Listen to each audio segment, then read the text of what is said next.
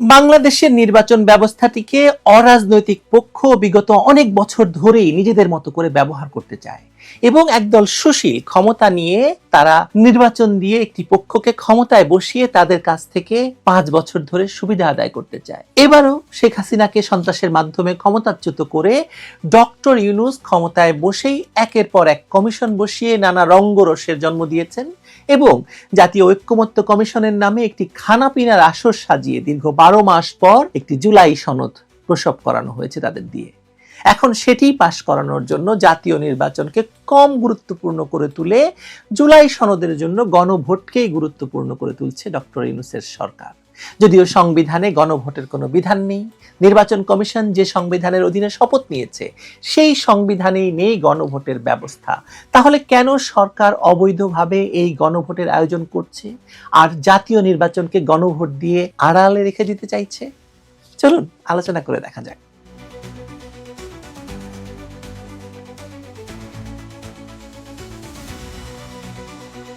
এই প্রশ্নের উত্তর খুঁজতে গেলে আগে বুঝতে হবে এই গণভোটটি আদৌ জনগণের মতামত জানার জন্য কি না। 13ই নভেম্বর প্রধান উপদেষ্টার ভাষণে যে কাঠামো সামনে এসেছে তাতে পরিষ্কার যে জনগণকে প্রকৃত অর্থে সিদ্ধান্ত নেওয়ার সুযোগ দেওয়া হচ্ছে না।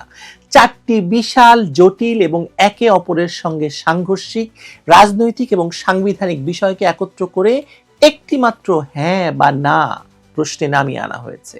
এর মানে দাঁড়ায় আপনি যদি একটি বিষয়ে একমত হন, অন্যটিতে আপনি দ্বিমত পোষণ করেন, তাহলে আপনার মতামতের কোনো সাংবিধানিক মূল্য থাকবে না।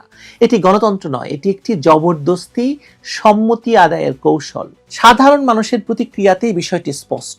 কেউ বলছেন কিছু বুঝতে পারছেন না, কেউ বলছেন কিছু বিষয় ভালো লাগছে কিন্তু সব নয়। প্রশ্নটা একেবারেই মৌলিক।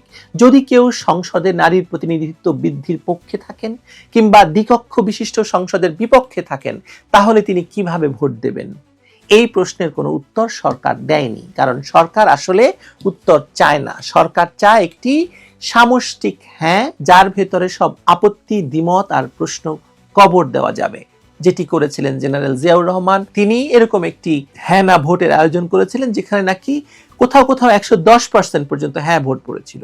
এই যে ডক্টর ইউনূস কথিত জুলাই সনদের গণভোটের যে 4টি বিষয়, সেই 4টি বিষয়ের দিকে গভীরভাবে তাকালে বোঝা যায় এগুলো সংস্কার নয়, এগুলো ক্ষমতা পুনর্বিন্যাসের ব্লুপ্রিন্ট। নির্বাচনকালীন ব্যবস্থায় নতুন কাঠামো, দ্বিকক্ষ বিশিষ্ট সংসদ, উচ্চ কক্ষের অনুমোদন ছাড়া সংবিধান সংশোধন অসম্ভব করা এবং জুলাই সনদের 30টি প্রস্তাবকে ভবিষ্যতে সংসদের জন্য বাধ্যতামূলক করে দেওয়া, সব মিলিয়ে এটি ভবিষ্যতের নির্বাচিত সংসদকে একটি খাঁচার ভেতরে আটকে দেওয়া, একটি জেলখানায় বন্দী করে দেওয়া। নির্বাচন হবে কিন্তু নির্বাচিতরা আর প্রকৃত ক্ষমতার মালিক থাকবে না। এই কারণেই সরকার জাতীয় নির্বাচন নয়, গণভোটকে সামনে আনছে এবং প্রচারণা চালাচ্ছে। নির্বাচন মানেই রাজনৈতিক প্রতিযোগিতা, অনিশ্চয়তা, ক্ষমতা হারানোর ঝুঁকি। আর গণভোট বিশেষ করে এমন একটি গণভোট যেখানে প্রশ্নই বিকৃত, মানে প্রশাসনিক শক্তি ব্যবহার করে কাঙ্ক্ষিত ফল বের করে আনার সুযোগ তৈরি হয়ে যাচ্ছে।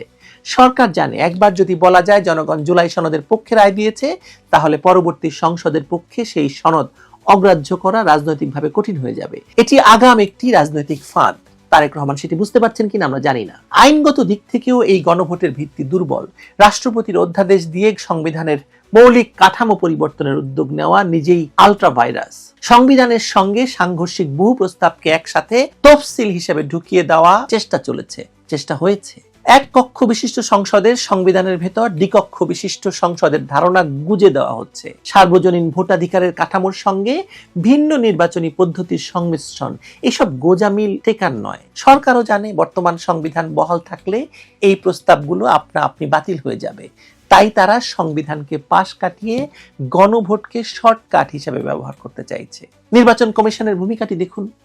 যে সংবিধানের অধীনে তারা শপথ নিয়েছে সেই সংবিধানেই যখন গণভোটের কোনো বিধান নেই, তখন এই গণভোট আয়োজন করার এখতিয়ার তারা কোথা থেকে পাচ্ছে বলুন তো? নির্বাচন কমিশনকে সংসদ নির্বাচন পরিচালনার জন্য নিয়োগ দেওয়া হয়েছে, সংবিধান পুনর্লেখনের জন্য নয়। তবু তারা যদি এই প্রক্রিয়ায় যুক্ত থাকে তাহলে সেটি কেবল আইনি সীমা লঙ্ঘন নয়, সাংবিধানিক দায়িত্ব থেকে সরে যাওয়া, সংবিধানের পুরোপুরি লঙ্ঘন এবং সংবিধান লঙ্ঘনের শাস্তি মৃত্যুদণ্ড। গণভোট ঘিরে রাজনৈতিক দলগুলোর প্রতিক্রিয়াও দেখা যাচ্ছে যে এখানে কোনো প্রকৃত ঐক্যমত্য নেই। বিএনপি বলছে মূল দলিল থেকে সরে যাওয়া হয়েছে, জামায়াত ইসলামী বলছে জনগণ বিভ্রান্ত হবে, নতুন রাজনৈতিক দল বলছে সংস্কারের গুরুত্ব খণ্ডিত হয়েছে। অর্থাৎ যাকে জাতীয় ঐক্যমত্য বলা হচ্ছে সেটি আদতে একটি কৃত্রিম সম্মতির আখ্যান। বাস্তবে এই গণভোট ভবিষ্যতে আরো বড় রাজনৈতিক বিরোধের জন্ম দেবে, মীমাংসা নয়। এই প্রক্রিয়ায় আরো উদ্বেগজনক ভূমিকা পালন করছে বাংলাদেশে এনজিও গুলি। আমি ট্রান্সপারেন্সি ইন্টারন্যাশনাল বাংলাদেশের নাম বলতে চাই এখানে। একটি আন্তর্জাতিক এনজিও কিভাবে প্রকাশ্যে বলতে পারে যে গণভোটে হা জিততেই হবে? এটি কোনো পর্যবেক্ষণ নয়, এটি একটি রাজনৈতিক নির্দেশনা। ধরুন যখন ব্রেক্সিট হয়েছিল তখন কি কোনো এনজিও এসে বলতে পারতো যে হ্যাঁ কে জয়যুক্ত করতেই হবে, না হলে ইউরোপ ইউনিয়ন ধ্বংস হয়ে যাবে? জার্মানিতে যদি গণভোট হয়, যে ট্রান্সপারেন্সি ইন্টারন্যাশনাল জার্মানিতে তাদের হেড অফিস, তারা কি সেখানে বলতে পারবে যে হ্যাঁ কে জয়যুক্ত করতে হবে কিংবা না কে জয়যুক্ত করতে হবে? আরো গুরুতর বিষয় হলো সংস্থাটির প্রধান ডক্টর ইফতেখারুজ্জামান নিজেই জাতীয় ঐক্যমত্য কমিশনের সঙ্গে যুক্ত ছিলেন। অর্থাৎ যে সনদের পক্ষে এখন তারা প্রচার চালাচ্ছেন সেই সনদের খসড়া তৈরির প্রক্রিয়ায় তারা অংশ নিয়েছেন। এটি স্বার্থের সংঘাতের টেক্সট বুক উদাহরণ। টিআইবি আর সরকারের ভাষার মধ্যে এখন আর কোনো পার্থক্য খুঁজে পাওয়া যাচ্ছে না। সরকার বলছে দেশের চাবি আপনার হাতে, টিআইবি বলছে হ্যাঁ জিততেই হবে। এই সমান্তরাল যে ঘটনাটা, গণভোট কেবল একটি রাষ্ট্রীয় উদ্যোগ নয়, এটি একটি বৃহত্তর সুশীল প্রশাসনিক এনজিও প্রকল্প। আপনার মনে হচ্ছে না? এখানে এনজিও, কমিশন, আমলা এবং অরাজনৈতিক শক্তি একই সুরে কথা বলছে। জনগণ এখানে সিদ্ধান্ত গ্রহণকারী নয়, বরং জনগণকে রাবার স্ট্যাম্প হিসাবে বৈধতা দেওয়ার জন্য যন্ত্র হিসাবে ব্যবহার করা হচ্ছে। এর বিপরীতে জাতীয় নির্বাচন নিয়ে সরকারের আচরণ আরো স্পষ্ট করে দিচ্ছে যে তাদের অগ্রাধিকারের জায়গা কোনটা। গণভোটের জন্য আলাদা সেল, বিলবোর্ড, সিটি কর্পোরেশন, পৌরসভা, এমনকি ধর্মীয় নেতাদের পর্যন্ত ব্যবহার করার পরিকল্পনা হচ্ছে। আর জাতীয় নির্বাচনের ক্ষেত্রে দরপত্র ছাড়াই কাজ দেওয়া হচ্ছে, সময় নেই অজুহাতে নিয়ম ভাঙাকে বৈধ করা হচ্ছে। অর্থাৎ যেখানে কাঠামো বদলের প্রশ্ন সেখানে কোনো নিয়ম নেই, আর যেখানে কেবল সরকার গঠনের প্রশ্ন সেখানে তাড়াহুড়া আর অস্বচ্ছতা। সব মিলিয়ে এই গণভোট একটি বিপজ্জনক দৃষ্টান্ত তৈরি করছে। এটি দেখাচ্ছে যে ভবিষ্যতে যে কোনো সরকার নির্বাচনকে পাশ কাটিয়ে প্রশাসনিক শক্তি ব্যবহার করে কাঠামোগত পরিবর্তন চাপিয়ে দিতে পারে। এটি সংসদীয় গণতন্ত্রের ধারণাকে দুর্বল করে দিচ্ছে, কারণ এখানে জনগণের ভোটাধিকার নয়, জনগণের সম্মতির একটি সাজানো গল্প মুখ্য হয়ে উঠছে। এই গণভোট বৈধ কিনা এই প্রশ্নটি কোনো মাইনে রাখছে না এখন আর। প্রশ্নটি হচ্ছে যে এই গণভোটের মাধ্যমে রাষ্ট্রকে কোন দিকে ঠেলে দেওয়া হচ্ছে? একটি এমন ব্যবস্থার দিকে যেখানে নির্বাচন থাকবে কিন্তু নির্বাচনের মাধ্যমে ক্ষমতা নির্ধারিত হবে না, যেখানে সংসদ থাকবে কিন্তু সংসদ হবে সীমাবদ্ধ, আর যেখানে জনগণ ভোট দেবে কিন্তু প্রকৃত সিদ্ধান্ত আগেই নেওয়া থাকবে। জাতীয় নির্বাচনের চেয়ে এই সরকারের গণভোটে আগ্রহ তাই কাকতালীয় নয়, এটি একটি সচেতন রাজনৈতিক পছন্দ। কারণ নির্বাচন অনিশ্চয়তা নেই, আর গণভোট তাদের কাঙ্ক্ষিত কাঠামোকে স্থায়ী করার সুযোগ দেয়। এই বাস্তবতাকে উপেক্ষা করলে এই গণভোটকে ভুলভাবে সংস্কার হিসেবে দেখা হবে। আসলে এটি ক্ষমতার রূপান্তর নয়, ক্ষমতার পুনর্গঠন, এবং এই পুনর্গঠনের কেন্দ্রে জনগণ নয়, রয়েছে একটি নির্বাচনের বাইরের শাসন ব্যবস্থার আকাঙ্ক্ষা।